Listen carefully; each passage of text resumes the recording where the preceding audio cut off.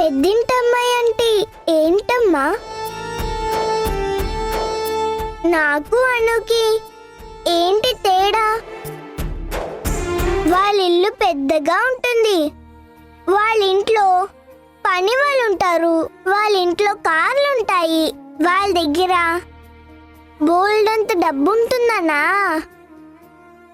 మనలాంటి లేని వాళ్ళు అలాంటి ఉన్న వాళ్ళని టచ్ చేయకూడదా?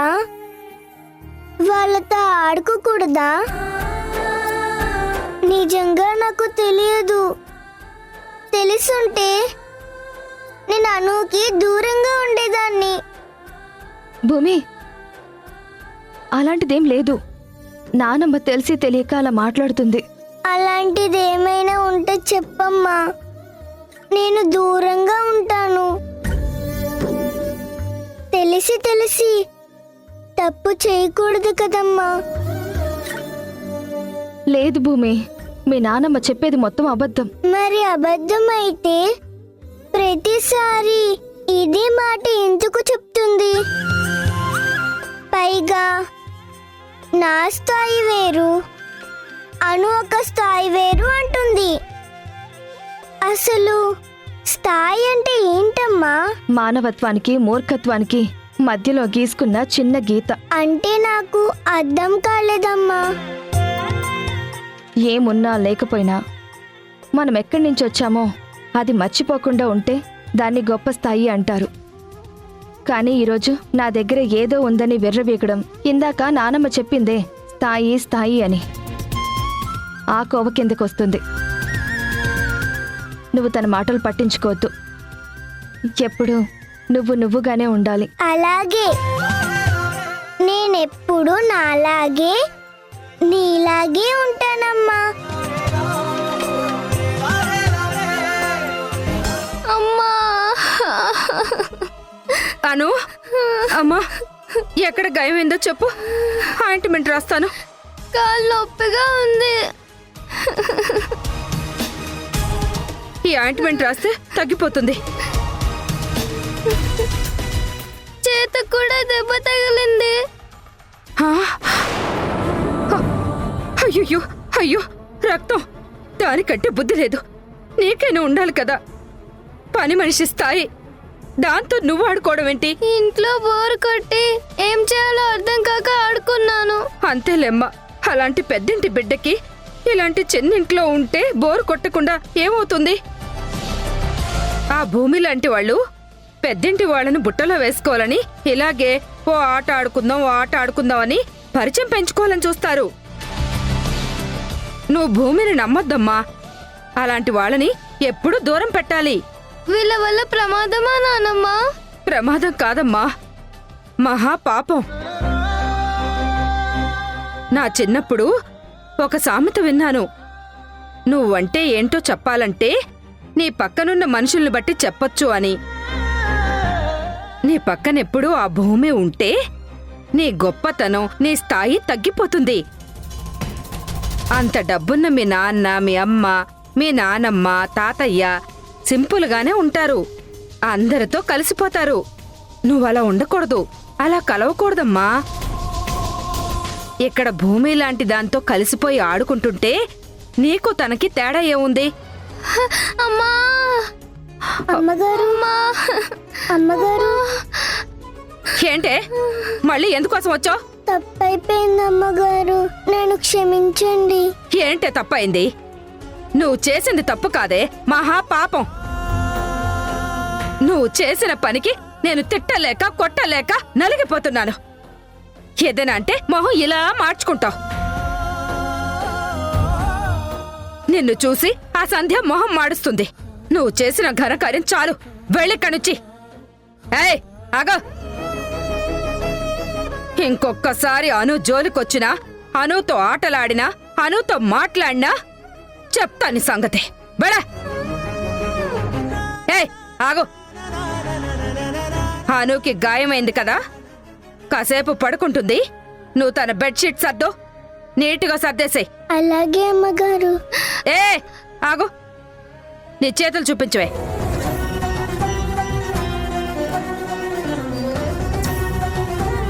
చిచి, నీ జిడ్డు చేతులతో వెళ్ళి అను బెడ్షీట్ టచ్ చేస్తావా? అను పెద్దింటి బిడ్డ. తన బెడ్షీట్ ఏ చేతులతో పడితే ఆ చేతులతో టచ్ చేయకూడదు. వెళ్ళి చేతులు శుభ్రంగా కడుక్కునొచ్చి అప్పుడు బెడ్షీట్ సర్దు. అలాగే అమ్మా, ఇప్పుడే వెళ్ళి చేతులు కడుక్కొని బెడ్షీట్ సర్దేస్తానమ్మా.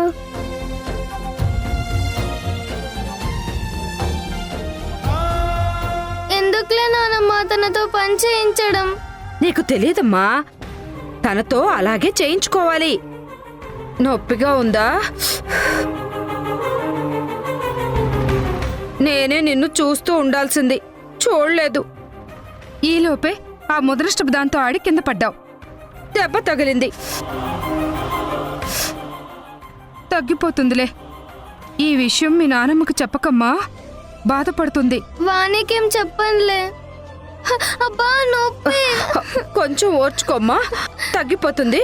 ఆయింట్మెంట్ రాశానుగా.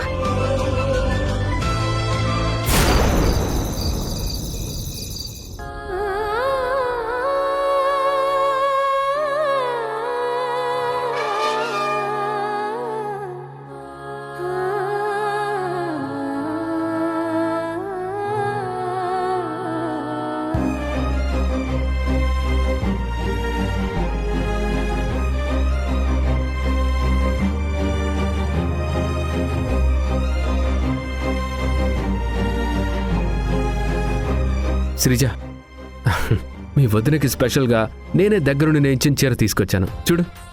అన్నయ్య, ఇప్పుడు సడన్ గా ఈ చీరేంటి? తను ఈ మధ్య బాధపడుతూనే ఉంది. తనని ఎక్కడికైనా బయటికి తీసుకెళ్దామంటే ఇంట్లో పరిస్థితులు చూస్తున్నావు కదా.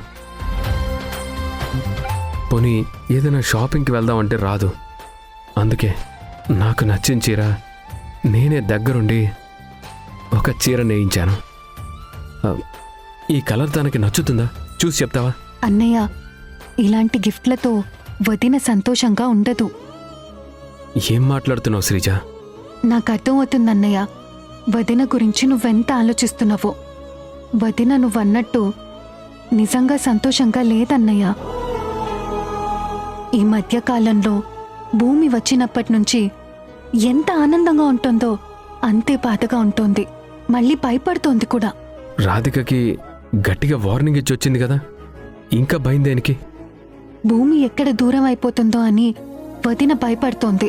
అంతేకాదు, అమ్మ భూమిని అని ఒక్కొక్క మాట భూమి కంటే వదినే ఎక్కువ ఫీల్ అవుతోంది. ఆ టైంలో నేను వదిన ఫేస్ అబ్జర్వ్ చేస్తున్నాను. తనెంత తల్లడిల్లిపోతోందో నేను గమనిస్తున్నాను. భూమి మీద తను చాలా ఎఫెక్షన్ పెట్టుకుంది. భూమికి ఏదైనా అయితే ఒక తల్లిగా విలవెల్లాడిపోతుంది. వీళ్ళిద్దరిది పేగుబంధమా అన్న అనుమానం కలుగుతోంది నాకు. భూమి లేకపోతే వదిన బ్రతకదన్నయ్య. నిజంగా వదిన సంతోషంగా ఉండాలంటే ఆ తల్లి కూతుర్లు వేరు కాకుండా చూసుకో అన్నయ్య. పురిట్లో బిడ్డ పోగొట్టుకోవడం వల్లేమో, అంతేకాకుండా ఇంకా వేరే ఏమైనా కారణం ఉందేమో కానీ భూమి తనకి ఎక్కడ దూరం అయిపోతుందో అని వదిన రోజు రోజుకి సెన్సిటివ్గా మారిపోతోంది. నా కళ్ళారా చూస్తున్నాను.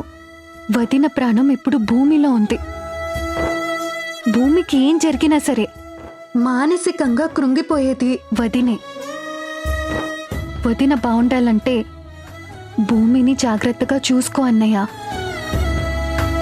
ఇప్పుడు భూమే వదినకి బలం, బలహీనత.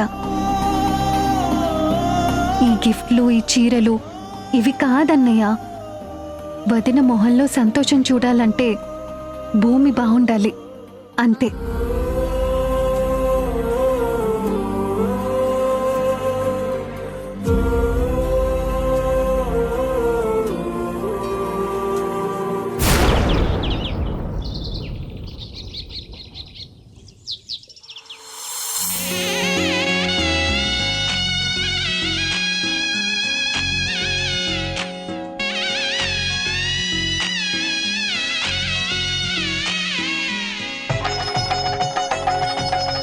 మౌనిక, నా బంగారు తల్లి, పెళ్లి కూతుర్లా నిన్నిలా చూస్తుంటే నా మనసు నిండిపోతుందమ్మా. చిన్ని, నా కూతుర్ని చాలా అందంగా తయారు చేసావు. అదేంటి పిన్ని, ఎంత కాదనుకున్నా మౌనిక నాకు చెల్లే కదా. అమ్మ మౌనిక, పంతులు గారు వచ్చేశారు. దుర్ముహూర్తం రాకముందే నీ మెడలో మాంగళ్య ధారణ జరిగిపోవాలి. విక్రమ్ వాళ్ళు ఎంతవరకు వచ్చారో ఒకసారి ఫోన్ చేసి కనుక్కో.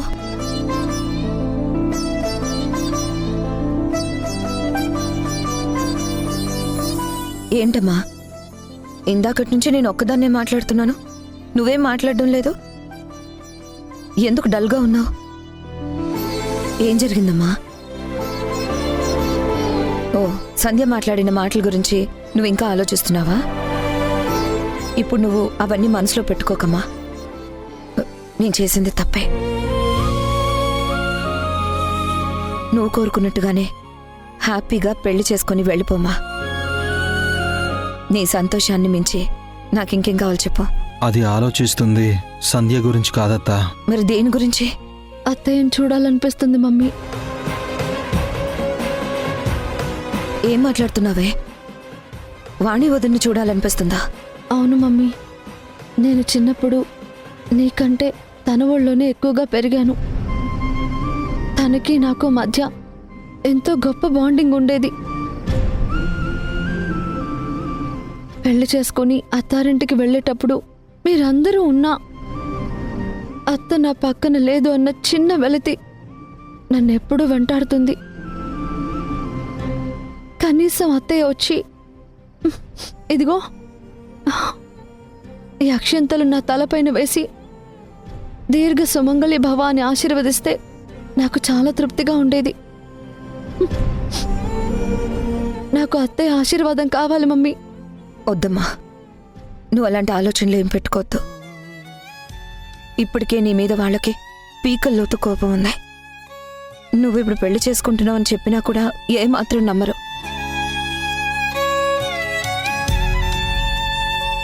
వచ్చి ఆశీర్వదించమంటే ఆశీర్వదించరు.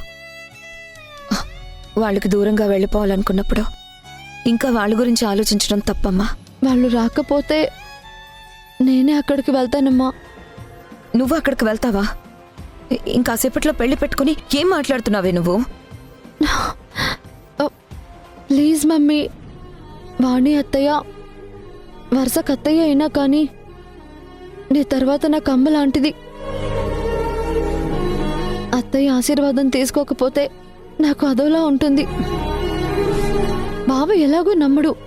కనీసం అత్తయ్య ఎదురుగా వెళ్ళి నన్ను చూడత్తయ్యా, నేను పెళ్లి కూతురులాగా రెడీ అయ్యాను, పెళ్లి చేసుకుని దూరంగా వెళ్ళిపోతున్నాను, ఈ అక్షింతలు నా మీద వెయ్యి అని పాదాలకి నమస్కారం చేసి తన ఆశీర్వాదం తీసుకుంటాను మమ్మీ.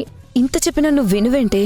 అత్త, పెళ్లి కూతురుగా పెళ్లి పీటలెక్కే ఏ ఆడపిల్లైనా తన పుట్టింటికి దూరం అవుతుందన్న ఆలోచనలో బాధపడుతూ కూర్చుంటుంది.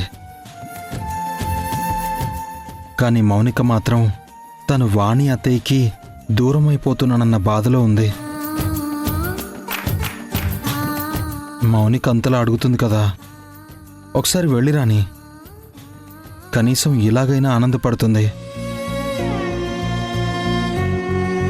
సరే, ఇంతగా చెప్తున్నారు కదా, నన్ను చీకొట్టినా సరే నా కూతురు తలపైన 4 అక్షింతలు వేయమని వాణి వదిన అడుగుతాను. పదమ్మా. వద్దు మమ్మీ, నువ్వు రావద్దు. నువ్వు వస్తే ఖచ్చితంగా మళ్ళీ మనం ఏదో కుట్ర చేశామో అనుకుంటుంది. వాళ్ళు నన్ను నమ్మరు. నువ్వు నన్ను పెంచిన విధానం వల్ల ఇన్నాళ్ళు వీళ్ళు నన్ను అసహించుకుంది చాలు. నేను లేకుండా ఎలా వెళ్తావే? నేనున్నాను కదత్తా. మౌనికను తీసుకెళ్ళి తను కోరుకున్నట్టుగానే వాణిగారి చేత అక్షింతలు వేయించి తీసుకొస్తాను. ఈలోపు నువ్వు పెళ్లి పనులన్నీ చూసుకో. చిన్ని, నువ్వు అత్తతో పాటు ఉండి అన్ని పనులు చూసుకో. పద మౌనిక, వెళ్దాం పద.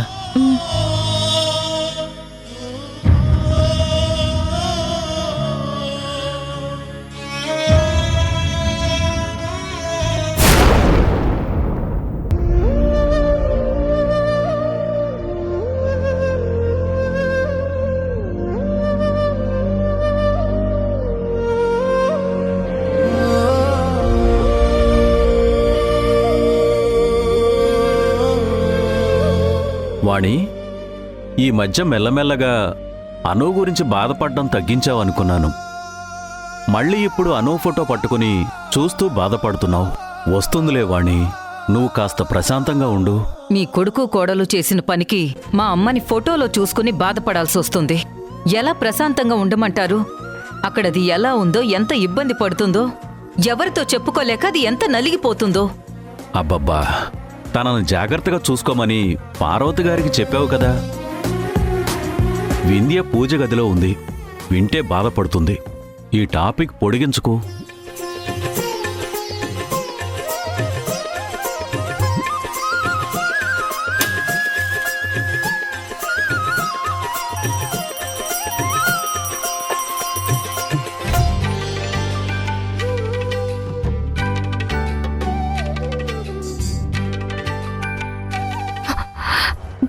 ఇదేంటి ఎడమ కన్నా దొరుకుతుంది?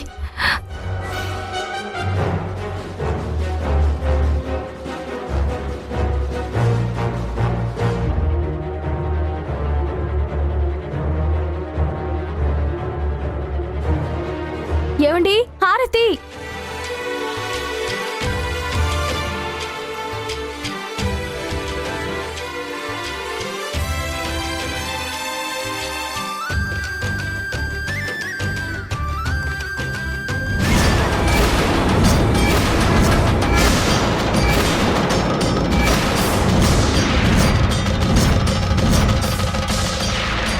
ఇదేంటండి, మీకు హారతిస్తుంటే ఆరిపోయింది. ఏదైనా అరిష్టమా? పైగా ఇందాకటి నుంచి నాకు ఎడమ కన్ను కూడా ఆదరుతుంది. ఏదైనా కీడు జరగబోతుందేమోనని భయంగా ఉందండి.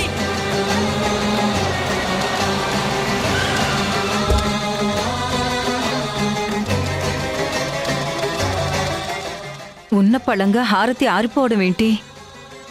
రాజేష్, ఇది కీడుకి సంకేతం.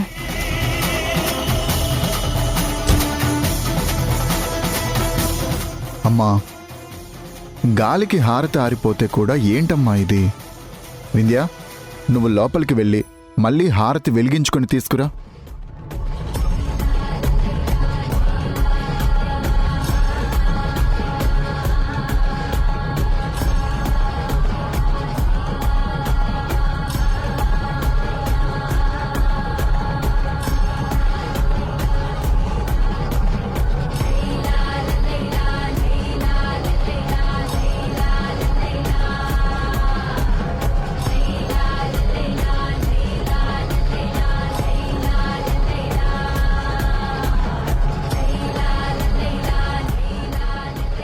అమ్మా, చిన్న చిన్న వాటికి కంగారు పడద్దు.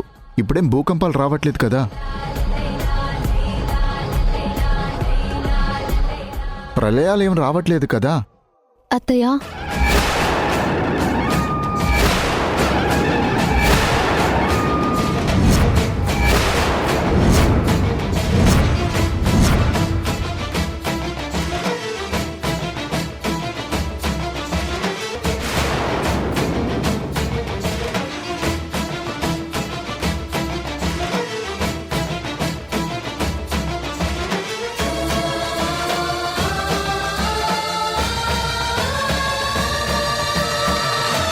ఏంటి పెళ్లి కూతుర్లా రెడీ అయ్యి ఇక్కడికొచ్చావు? ఈ రోజు మౌనిక పెళ్ళండి. పెళ్ళైతే మండపంలో ఉండాలి కానీ ఎక్కడికెందుకు వచ్చింది? అత్తయ్య, నీతో ఒకసారి మాట్లాడాలి. ఏం మాట్లాడాలి? నేను పెళ్లి చేసుకుని వెళ్ళిపోతున్నాను అత్తయ్య. నాకు నీ ఆశీర్వాదం కావాలి. నేను అత్త అత్త అంటూ నీ కొంగు పట్టుకొని తిరిగాను. నువ్వు నాకు మా అమ్మ తర్వాత అమ్మవి.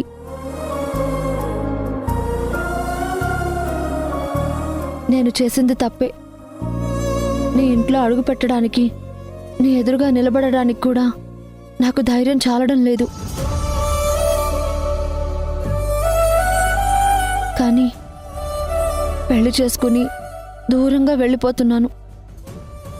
ఈరోజు దాటితే మళ్ళీ నీకు కనిపించను. అందుకే చివరిసారిగా మీ అందరినీ చూసి నీతో ఈ 4 అక్షింతలు వేయించుకోవాలని వచ్చాను. ప్లీజ్ అత్తయ్య, నాకు నీ బ్లెస్సింగ్స్ కావాలి. తీసుకో. ఆగు.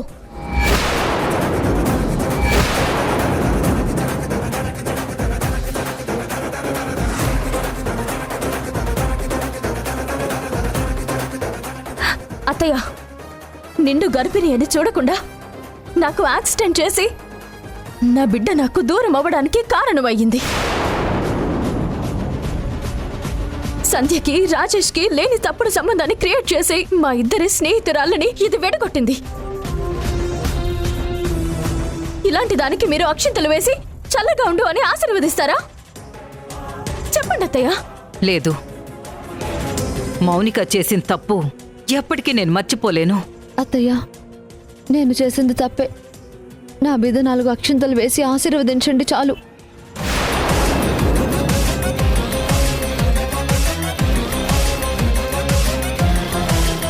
అత్తయ్య, నీ ఆశీర్వాదం పొందే అర్హత కూడా నాకు లేదా? లేదు.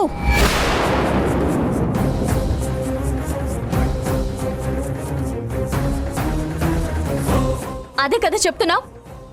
ఇప్పుడు నువ్వు మారావని చెప్పి నా ముందు మొసలు కన్నీళ్లు కారిస్తే, అయ్యయ్యో పాప మౌనిక మారిపోయింది అంటూ దగ్గరుండి నిన్ను కళ్యాణ మండపానికి తీసుకువెళ్లి పీటల మీద కూర్చోబెట్టి నీ పెళ్లి జరిపించి అక్షింతలు వేసి ఆశీర్వదించి అప్పగింతలు అప్పచెప్పి బాయ్ మౌనిక టాటా సీయు అని సెండ్ ఆఫ్ ఇవ్వాలా? అసలు నాకు అర్థం కావట్లేదు. కొత్తగా ఈ పెళ్లి డ్రామా ఏంటి? ఏం సన్నీ, దీన్ని నమ్మద్దు అని చెప్పాను, అయినా నువ్వు నమ్ముతున్నావా? లేదమ్మా, నిజంగానే మౌనిక మారిపోయింది.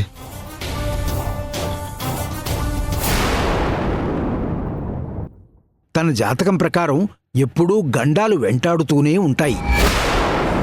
దీనికేం పరిష్కారం లేదా? పూర్ణశాంతి హోమం జరిపించాలమ్మా. శాస్త్ర ప్రకారం మీరు పాపని దత్తత తీసుకుంటే అప్పుడే తల్లిదండ్రులుగా పూర్ణశాంతి హోమంలో కూర్చోవడానికి మీకు అర్హత ఉంటుంది. మీరన్నట్టుగానే శాస్త్రపరంగా భూమిని దత్తత తీసుకుని పూర్ణశాంతి హోమం చేస్తాం పంతులు గారు. నా కంఠంలో ప్రాణం ఉండగా ఈ భూమిని దత్తత తీసుకోవడం ఎప్పటికీ జరగదు.